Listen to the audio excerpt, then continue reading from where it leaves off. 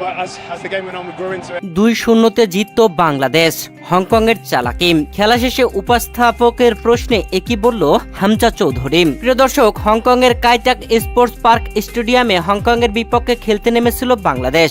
Asian FC কোয়ালিফায়ারের এই ম্যাচে বাংলাদেশ জিতত 2-0। তবে নিজেদের ভুলে ম্যাচে মাসুল দিতে হয়েছে বাংলাদেশকে। এই ম্যাচে 10 জনে পরিণত হয়েছিল হংকং। তবে বাংলাদেশ সেই সুবিধাটা তুলে নিতে না পারলেও বাংলাদেশের মান বাঁচিয়েছেন রাকিব। ম্যাচের 36তম মিনিটে কাজী তারেকের করা ভুলের মাসুল দিতে হয়েছে বাংলাদেশকে। ডিবক্সের ভিতরে ট্যাকেল করেছিলেন রেফারি, ধরেন ফাউল, এরপরে হয় পেনাল্টি। আর পেনাল্টিতে গোল হজম বাংলাদেশের। তবে বাংলাদেশ বেশ কয়েকটি গোল মিস করেছে। বিশেষ করে ফাহমিদুলের এই গোল মিসটা বাংলাদেশকে হারে হারে পস্তাতে হয়েছে। যেখানে ফাহমিদুল একদম সহজভাবে গোল দিতে পারতেন, তবে তিনি বলটি টাচই করতে পারেননি।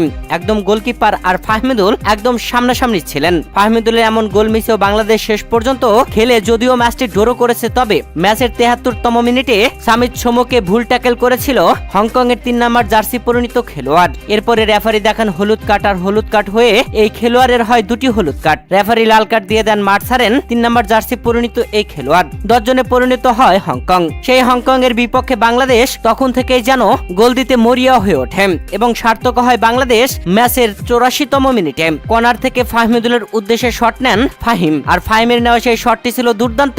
একদম ফাহমিদুলের কাছে এসে যায় বল। ফাহমিদুল দুর্দান্ত ভাবে ঠান্ডা মাথায় হেড করেন। হেড করে বলটি দেন রাকিবকে, আর রাকিব অসাধারণ ভাবে গোল আদায় করে নেন। গোল আদায় করে নিয়ে উল্লাসে মাতেন গ্যালারিতে হাজার হাজার হংকং এর সমর্থক। তার মাঝে স্বল্প সমর্থক বাংলাদেশের, আর বাংলাদেশি সমর্থকেরা গর্জনে মুখরিত করে তুললেন গ্যালারি। তবে এরপরে বাংলাদেশ পরপর আক্রমণ করলে গোল আদায় করতে সক্ষম হয়নি। এখানে হংকং এর গোলকিপার করেছে চালাকি। যেখানে বাংলাদেশ এর আগের ম্যাচে হংকং এর কাছে নিজেদের ঘরের মাঠে পরাজিত হয়েছে, সে কারণে আর পরাজিত হলো না হংকং। তারা কঠিন বুদ্ধিমত্তা দেখালো। গোলকিপার তো বারবার বল ধরে নিয়ে দেরি করছিল। শেষ পর্যায়ে সে তো নাটক করলাম, শুয়ে পড়লো, আহত হওয়ার ভান করলাম। রেফারি বাঁশি বাজিয়ে দিলেন আর খেলা শেষ হয়ে গেল। 1-1 ড্র হলো ম্যাচটি। হংকং এর বিপক্ষে এমন ম্যাচে ড্র করবার পরে ম্যাচ উপস্থাপকের করা প্রশ্নের জবাবে বাংলাদেশের হামজা চৌধুরী বলেন, আমার মনে হয় আমাদের প্রাপ্য ছিল। আমার মনে হয় আজ রাতে আমাদের আরো বেশি প্রাপ্য ছিল। আবার আমরা কিছুটা মন খারাপ এবং হতাশ হয়ে চলে যাই। এ সময় কাইটাক স্পোর্টস মাঠে খেলা নিয়ে গ্যালারিতে থাকা দর্শকদের নিয়ে প্রশ্ন করেন উপস্থাপক। তখন হামজা চৌধুরী বলেন, হ্যাঁ অসাধারণ, দেখো এটা তো সেরা সেরা সেরা সেরা জিনিস। স্পষ্টতই ইংল্যান্ডে খেলা এবং সম্ভবত সেখানে মিস করা। যদি আমার খেলা সেরা স্টেডিয়ামে না হয়, পরিবেশ খুব ভালো, সমর্থকেরা অসাধারণ, যেমনটা তুমি গোলের পিছনে দেখতে পাচ্ছ।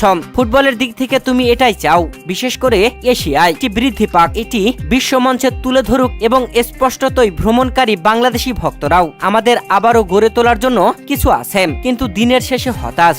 প্রিয় দর্শক, হংকং এর বিপক্ষে এই ম্যাচটি ড্র হওয়ায় খুবই হতাশ হামজা চৌধুরী। তবে বাংলাদেশি সমর্থকের এমন সাপোর্ট পেয়ে মুগ্ধ হয়েছেন।